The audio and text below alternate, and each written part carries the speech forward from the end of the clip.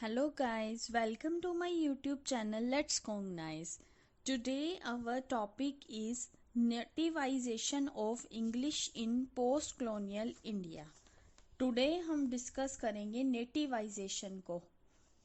It is the topic of evaluation of English. After introduction, it's first topic of evaluation of English. Now let's start. English that became the language of the elite during the colonial times retained its supremacy after independence in India. जो English था वो क्या था? Elite की language बन चुका था colonial times में, और इसकी जो सुपरमेसी थी वो इंडिपेंडेंस इन इंडिया के बाद भी रिटेन्ड रही. Despite efforts by early politicians and most notably by Mahatma Gandhi, the Indian language could not compete with the imperial and coercive nature of English. जो पहले पॉलिटिशियंस थे उनके एफर्ट्स के बावजूद सबसे ज़्यादा किसने एफर्ट किए थे? महात्मा गांधी ने. जो इंडियन लैंग्वेज थी वो कंपेट नहीं हुई थी इंग्लिश में, मतलब imperial and coercive nature of English के साथ कंपैक्ट नहीं थी. तो क्या हुआ? English became the language of the elite. तो जो इंग्लिश थी वो क्या थी? एक लैंग्वेज बन गई थी इलाइट की. मतलब जो इंडियन लैंग्वेजेस थी उसमें वो चीज़ें नहीं थी कि वो इंग्लिश के साथ कंपेयर कर सके, इंग्लिश का प्लेस ले सके. तो इंग्लिश जो थी वो इलाइट की लैंग्वेज बन गई थी and therefore of prestige and power. इसीलिए ही उसकी काफ़ी पावर थी और प्रेस्टीज था.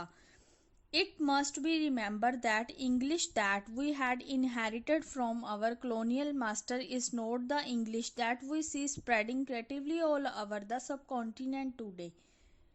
उन्होंने क्या कहा है कि हमें यह याद रखना जरूरी है, it must be remember that, कि जो इंग्लिश है वो हमें हमारे कॉलोनियल मास्टर से ही मिली है, मतलब इनहेरिट हुई है कॉलोनियल मास्टर से ही. ये वो इंग्लिश नहीं है जो हम क्या है आज के दिनों में सब कॉन्टिनेंट में स्प्रेड होते हुए देख रहे हैं, मतलब सब कॉन्टिनेंट्स में इंग्लिश को फैलते हुए देख रहे हैं. ये वो इंग्लिश नहीं है, ये वो इंग्लिश है जो हमें हमारे कॉलोनियल मास्टर से मिली है, इनहेरिट हुई है वहाँ से. आई वो सून रियलाइज दैट, मैंने महसूस किया, that English had to be reformulated according to the needs of the Indian ethos and had to develop an idiom that could satisfactorily express the emotions and feelings of a large section of population in times of national building and development. उसने वो क्या कह रहा है कि मैंने महसूस किया कि जो इंग्लिश है उसे इंडियन एथोस की जो ज़रूरत है उसके अकॉर्डिंग रीफॉर्मुलेट किया जाए, दोबारा बनाया जाए, उसमें चेंजेस की जाए और इस तरह के इडियम बनाए जाएं कि एक जो लार्ज सेक्शन है पॉपुलेशन का, मतलब जो पॉपुलेशन है वो अपने इमोशंस और फीलिंग्स को एक सेटिस्फाई वे से एक्सप्रेस कर सके. राजा राव की फेमस स्टेटमेंट जो कंठापुरा में थी उसमें क्या कहा गया है? One has to convey in a language that is not one's own the spirit that is one's own. मतलब एक ऐसा कुछ चाहिए जिसमें क्या है, लैंग्वेज में, एक स्पेसिफिक लैंग्वेज में कन्वे किया जाए खुद की आत्मा को, खुद का होना चाहिए कुछ. One has to convey the various shades and omissions of a certain thought movement that look maltreated in an alien language. उन्होंने क्या कहा है कि एक कुछ ऐसा होना चाहिए जिसमें क्या है, शेड्स और ओमिशन को डिस्क्राइब किया जाए, थॉट्स को, मूवमेंट्स को, सब कुछ डिफाइन कर सके. एक ऐसी लैंग्वेज होनी चाहिए, बट वो क्या है, ऐसी नहीं होनी चाहिए कि एलियन लैंग्वेज में वो मल्ट्रीटेड दिखे, मतलब क्रूप दिखे. मल्ट्रीटेड होता है क्रूप. I use the word alien, मैंने यूज किया है word alien yet English is not really an alien language to us, बल्कि जो इंग्लिश है वो हमारे लिए एलियन लैंग्वेज नहीं है। It is the language of our intellectual makeup, ये जो लैंग्वेज है हमारा इंटेलेक्चुअल मेकअप करती है, मतलब हमें बुद्धिमान बनाती है, संस्कृत और पर्शियन की तरह। But not of our emotional makeup, ये हमें बुद्धिमान तो बनाती है पर हमारा इमोशनल मेकअप नहीं करती, मीन्स टू से हमारी इमोशंस को नहीं समझती। We cannot write like the English, हम इंग्लिश की तरह नहीं लिख सकते। वी शुड नॉट, ना ही हमें यह चाहिए। We cannot write only as Indians, हम क्या हैं, इंडियंस की तरह भी नहीं लिख सकते। We have grown to look at the large world as a part of us, वो क्या कहते हैं कि हम इसे बढ़ते हुए देखना चाहते हैं, इस लार्ज वर्ल्ड में एक पार्ट बनते हुए देखना चाहते हैं। ये था राजा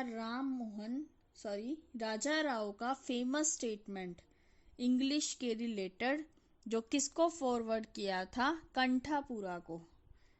ये था हमारा फर्स्ट पैराग्राफ। आई होप आपको अच्छे से समझ आ गया। नेक्स्ट पैराग्राफ है हमारा, with the advent of independence it was keenly felt that our relationship to English should be redefined. उन्होंने क्या कहा है कि इंडिपेंडेंस की एडवेंट के साथ मैंने यह फील किया गया कि जो हमारा रिलेशनशिप है इंग्लिश के लिए उसे दोबारा डिफाइन किया जाए। The goals and priorities that were to be set in education had to take into consideration the large body of indigenous language that existed and that had been serially neglected during the colonial times. जो goals और priority थी education में set की गई थी, उन पर ध्यान दिया गया, लैंग्वेजेस पर, इंडिजीनियस लैंग्वेजेस पर जो एग्जिस्ट करती थी उस टाइम पे, और उन्हें क्या है, नेग्लेक्ट किया गया कॉलोनियल टाइम में, मीन्स टू से कॉलोनियल टाइम में उनको नकारा गया जो इंडिजीनियस लैंग्वेज एग्जिस्ट करती थी, जब एजुकेशन में गोल्स और प्रायोरिटी को सेट किया गया। The fact however is that, ये वो फैक्ट है, English education in post-colonial India has been a continuation of the colonial experience and did not take into account the nativization process that Raja Rao envisaged.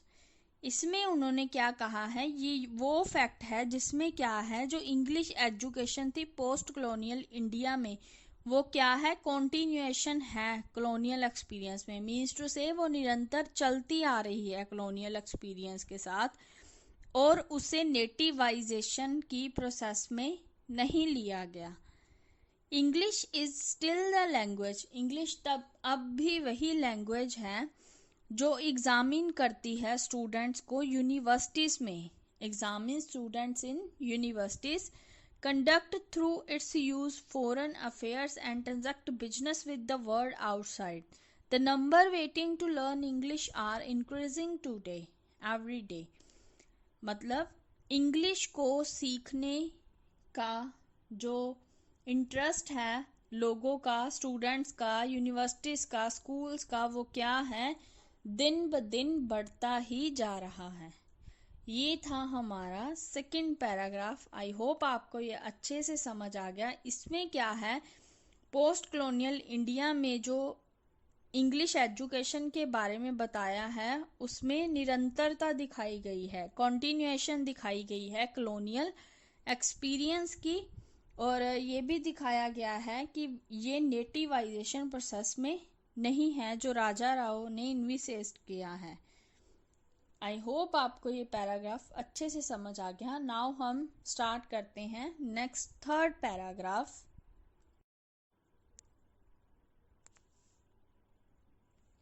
Unit third and fourth of block I have already dealt with Radha Krishna commission and other commission that followed.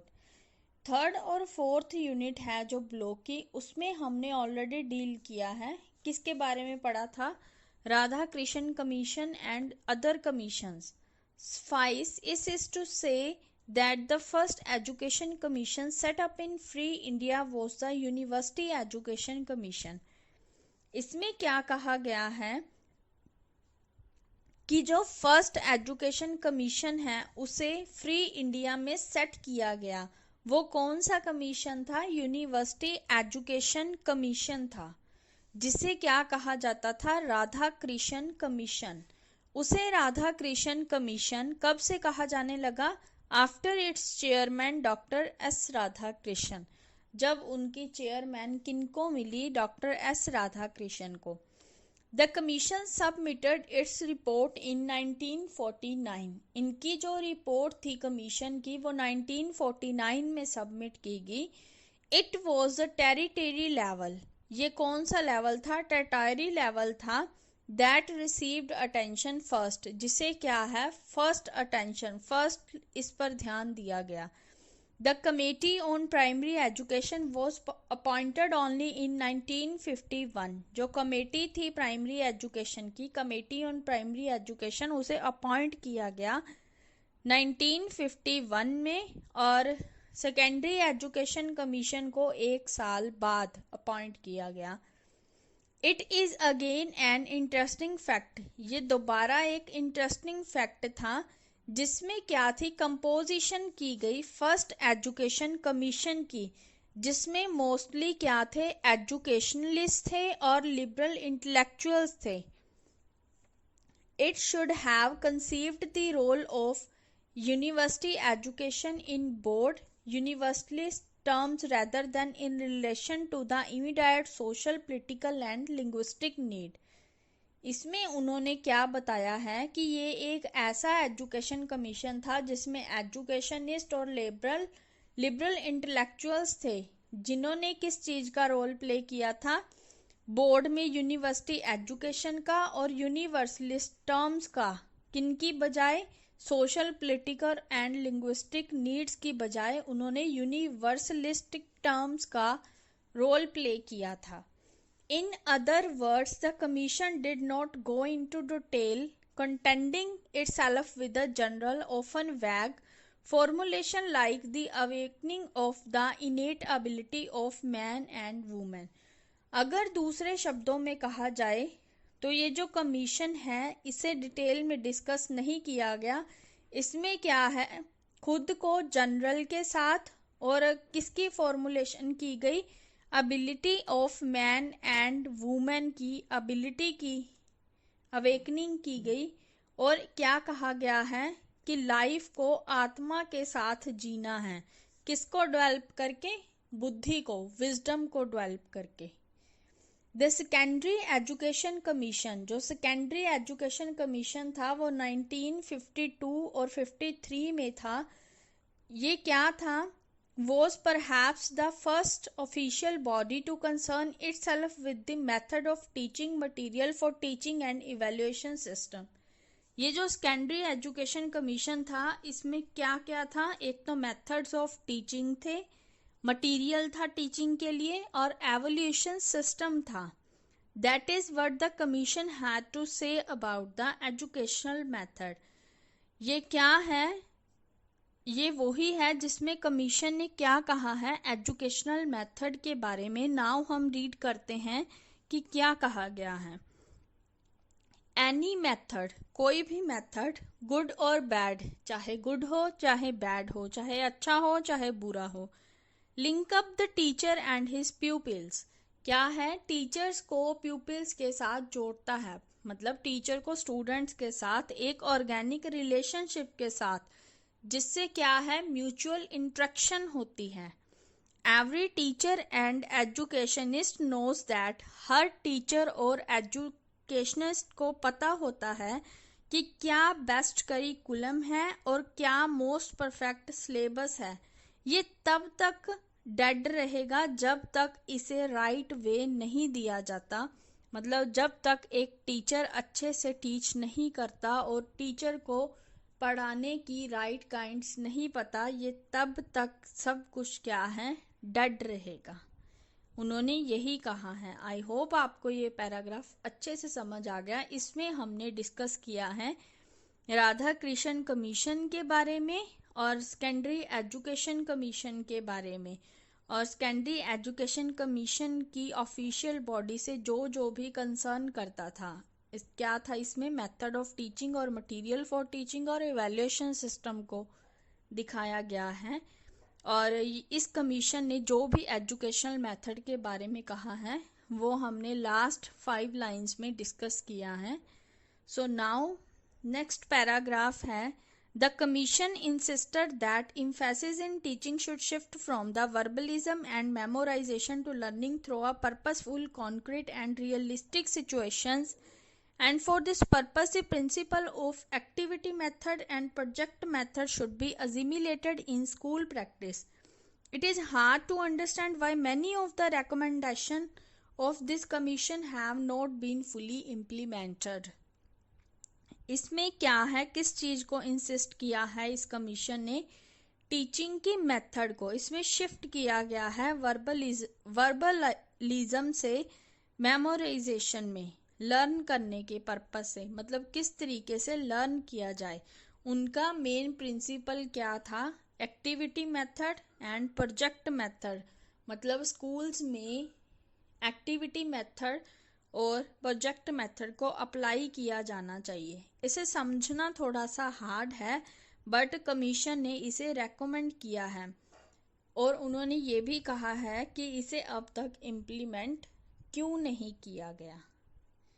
We noticed that things started moving after a while. हमने notice किया कि चीज़ें हैं जो दिन ब दिन change होती जा रही है, मूव होती जा रही है। Language planning in India arrived at a crucial stage, जो लैंग्वेज प्लानिंग थी वो क्रूशियल स्टेज पर पहुंच गई है।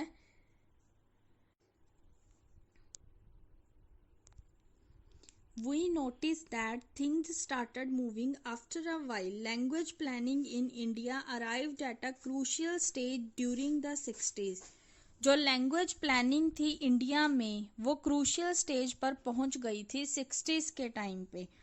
After more than a decade of independence, decade की इंडिपेंडेंस के बाद, मतलब दशक ऑफ स्वतंत्रता के बाद, the relative status of English, जो इंग्लिश का स्टेटस था Hindi and other regional languages both as official language and media of instruction, जितनी भी लैंग्वेज थी, हिंदी, इंग्लिश और रीजनल लैंग्वेज थी, वो क्या थी?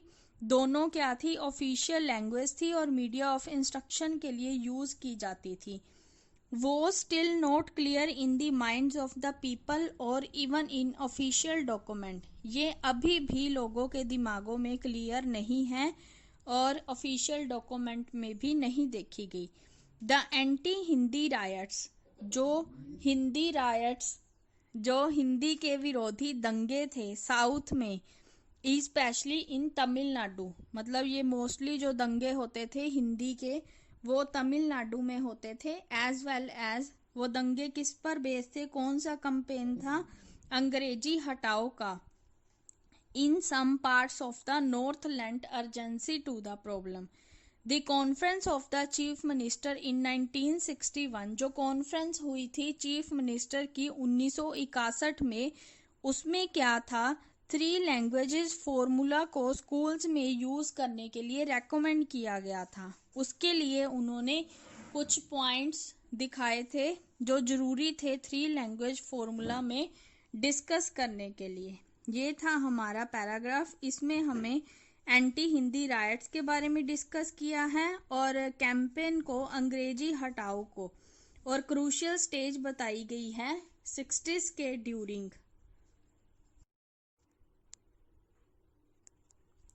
जो 3 इम्पोर्टेंट एस्पेक्ट बताए हैं 3 लैंग्वेज फॉर्मूला के, वो है, फर्स्ट है द रीजनल लैंग्वेज और the mother tongue when different from the regional language, मतलब कोई भी रीजनल लैंग्वेज हो और कोई भी मदर टंग जो क्या है, डिफरेंट हो रीजनल लैंग्वेजेस से।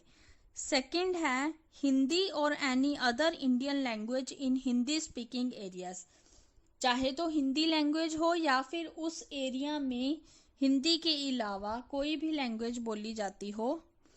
इंग्लिश और any other European language, English हो सकती है या फिर उस एरिया में कोई और यूरोपियन लैंग्वेज बोली जाती है तो वो हो सकती है। ये थे 3 important point of using 3 language formula. The intention behind the 3 language formula व नोबल, ये जो फॉर्मूला था नोबल था बट अनरियलिस्टिक था। इसमें इस चीज पर ध्यान नहीं दिया कि स्टूडेंट्स को किस तरह मोटिवेट किया जाए, हिंदी स्पीकिंग एरियाज में किस तरह स्टूडेंट्स को मोटिवेशन की जाए, मोटिवेट किया जाए किसी और लैंग्वेजेस को सीखने में।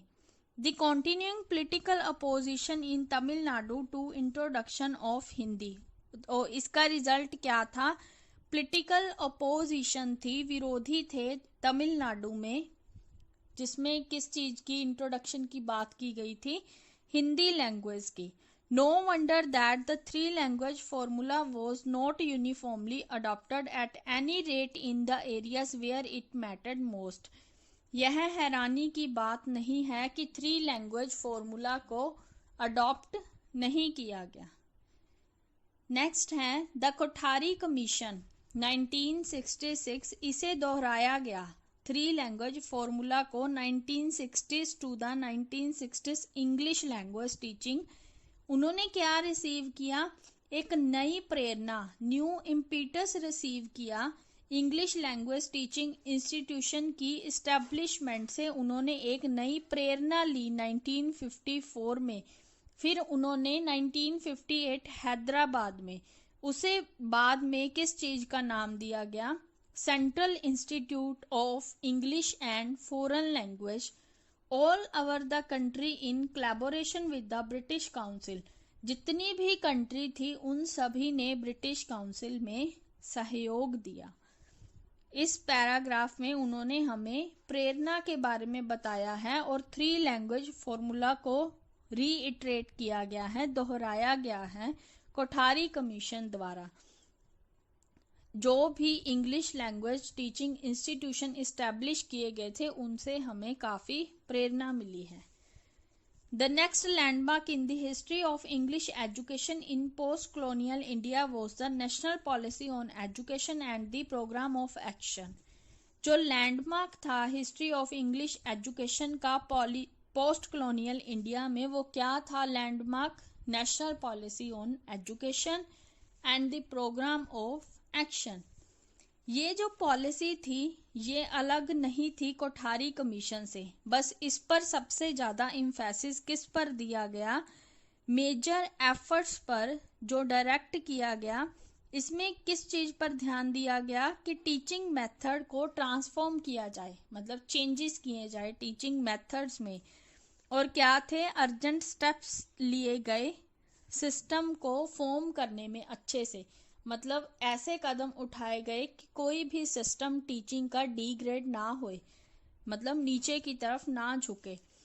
द आचार्य राममूर्ति कमीशन, जो आचार्य राममूर्ति कमीशन था, अपॉइंट किया गया रिव्यू करने के लिए 1986 में national policy on education and the programme of action को आचार्य राममूर्ति कमीशन ने अपॉइंटेड किया रिव्यू करने के लिए, और इसकी रिपोर्ट सबमिट की गई 1990 में। The report must be commended for making the first time a Frank analysis of the problem in the implementation of the 3 language formula. इसमें किस चीज को एनालाइज किया गया? 3 लैंग्वेज फॉर्मूला की इम्प्लीमेंटेशन को। इट ऑब्जर्व हाउएवर, इसमें किस चीज को ऑब्जर्व किया गया? इसमें डिफिकल्टीज और अनइवननेस को इम्प्लीमेंट किया गया 3 लैंग्वेज फॉर्मूला की। और क्या कहा गया कि यह नॉट डिजायरेबल और प्रूडेंट है रीओपन के लिए, मतलब दोबारा खोलने के लिए यह प्रूडेंट है। आई होप आपको ये पैराग्राफ अच्छे से समझ आ गया। इसमें क्या है, नेटिवाइजेशन में national policy on education and the programme of action के बारे में डिस्कस किया है, और आचार्य राममूर्ति कमीशन अपॉइंटेड किया गया रिव्यू करने के लिए national policy on education and the programme of action को।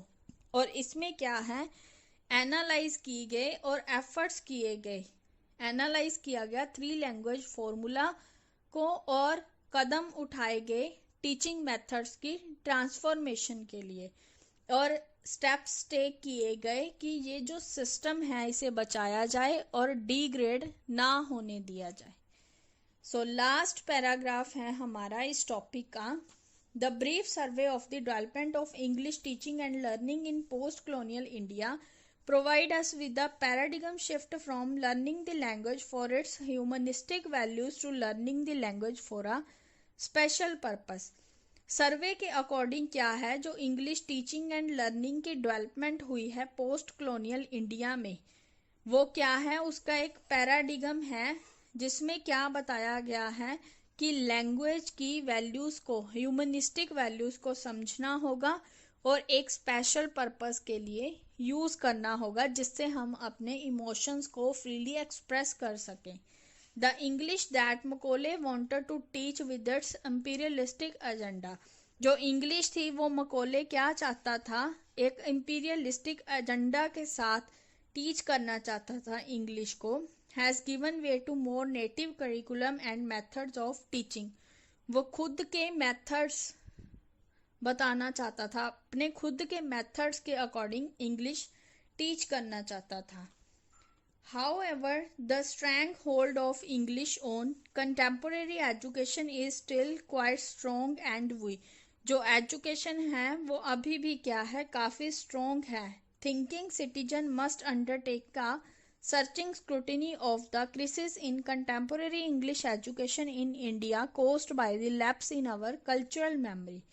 इसमें क्या है, सिटीजन्स की थॉट के बारे में बताया गया है इंग्लिश एजुकेशन के रिलेटेड, और इसमें क्या है, क्रिसिस को बताया गया है कंटेम्पोरेरी इंग्लिश एजुकेशन के, जो किसके कारण हुए, कल्चरल मेमोरी के कारण हुए हमारी। आई होप आपको ये पैराग्राफ अच्छे से समझ आ गया। नाउ हम इसके कुछ मेन पॉइंट्स डिस्कस कर लेते हैं। इसके मेन हेडिंग्स हैं। इसमें क्या है, राजा राव की स्टेटमेंट को डिस्कस किया था हमने फर्स्ट पैराग्राफ में, उनके द्वारा 9-10 लाइंस डिस्कस की गई थी फॉरवर्ड टू कंठापुरा के लिए। और क्या थी, नेक्स्ट पैराग्राफ में हमने डिस्कस किया था इंडिजीनियस लैंग्वेज को और राधा कृष्ण कमीशन 1949 को, और क्या है, सेकेंडरी एजुकेशन कमीशन के बारे में डिस्कस किया था, और कमेटी ऑन प्राइमरी एजुकेशन के बारे में, और यूनिवर्सिटी एजुकेशन कमीशन को ही राधा कृष्ण कमीशन कहा गया था। और क्या था इसमें, ये जो कमीशन ने एजुकेशन मेथड के बारे में कहा था वो 4 लाइंस हमने डिस्कस की थी। आपने उन चीज़ों को अच्छे से एक्सप्लेन करना है अगर आपको एग्ज़ाम में इसके रिलेटेड क्वेश्चन आता है। इसके रिलेटेड काफ़ी इंपॉर्टेंट क्वेश्चन आता है, nativization of English in post colonial India. तो आपने इसके ये इम्पोर्टेंट एस्पेक्ट अच्छे से याद रखने हैं। और इसमें हमने क्या डिस्कस किया था, कमीशन ने किसकी तरफ ध्यान दिया था, एक्टिविटी मेथड और प्रोजेक्ट मेथड की तरफ। और हमने इस पर डिस्कस किया था 3 लैंग्वेज फॉर्मूला के बारे में। 3 लैंग्वेज फॉर्मूला की जो मेन 3 पॉइंट्स थे उनको आपने अच्छे से डिस्कस करना है एग्ज़ाम में। और नेक्स्ट हमने कोठारी कमीशन 1966 में जो 3 लैंग्वेज फॉर्मूला को रीइटरेट किया गया था, और Kothari commission national policy on education and programme of action के बारे में डिस्कस किया, और मकोले क्या चाहता था इंपीरियलिस्टिक एजेंडा के साथ। Thank you guys, I hope आपको ये वीडियो अच्छा लगा। अगर आपको ये वीडियो अच्छा लगा तो प्लीज़ सब्सक्राइब कर देना मेरे चैनल को।